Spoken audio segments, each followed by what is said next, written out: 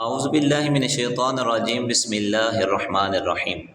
السلام علیکم ناظرین، آپ دیکھ رہے ہیں آئی ڈی ٹی وی اور میں آج آپ حضرات کے سامنے حاضر ہوا ہوں تذکرہ لے کر اللہ کے ایک نبی حضرت الیسع علیہ السلام کا۔ قرآن حکیم کے اندر آپ علیہ السلام کا ذکر ہوا۔ اللہ کریم جل وعلا نے ارشاد فرمایا، اور یاد کرو اسماعیل اور یسع اور ذوالکفل کو، اور سب اچھے ہیں۔ حضرت یسع علیہ السلام اللہ تعالیٰ کا بے حد عبادت گزار نبی تھے۔ اللہ تعالیٰ نے آپ علیہ السلام کو نبوت کے ساتھ ساتھ بادشاہت بھی عطا فرمائی ہوئی تھی۔ آپ علیہ السلام دن کو روزہ رکھتے اور رات بھر حالت قیام میں گزارتے۔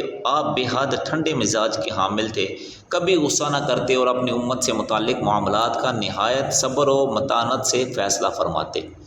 جب آپ علیہ السلام بوڑھے ہو گئے تو آپ علیہ السلام نے لوگوں کو جمع فرمایا اور یہ خواہش کی کہ کوئی ایسا شخص ہو جو میرے بعد میری امت کے معاملات نپٹا سکے اور لوگ اس سے رجوع کریں۔ چنانچہ اس سلسلہ میں آپ علیہ السلام نے 3 شرائط پیش کی۔ جو شخص ان 3 شرطوں پر پورا اترے گا وہ میرے بعد میرا جانشین بنے گا۔ وہ 3 شرطیں یہ ہیں کہ وہ دن میں روزہ رکھے گا، دوسرے نمبر پر رات میں قیام گزارے گا اور کبھی غصہ نہ کرے گا۔ چنانچہ آپ علیہ السلام کی یہ شرائط سن کر ایک نوجوان کھڑا ہوا اور اس نے ان شرائط پر پورا اترنے کی ذمہ داری لی۔ حضرت یسع علیہ السلام نے یہ فیصلہ دوسرے دن پر مؤخر فرما دیا۔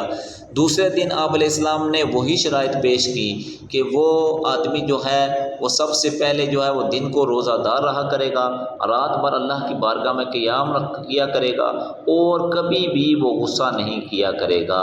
تو جب دوسرے دن بھی یہی 3 شرائط پیش کی گئی تو وہی نوجوان پھر کھڑا ہوا اور ان تمام شرائط پر پورا اترنے کی یقین دہانی کرائی۔ لہٰذا حضرت یسع علیہ السلام نے اس نوجوان کو جانشینی عطا فرمائی اور بادشاہت اس کے سپرد کر دی اور اسے اپنا نائب مقرر کر دیا۔ تو یہ نوجوان حضرت ذوالکفل علیہ السلام تھے۔ یہ تمام تذکرہ ابن کثیر روح المعانی کے اندر موجود ہے۔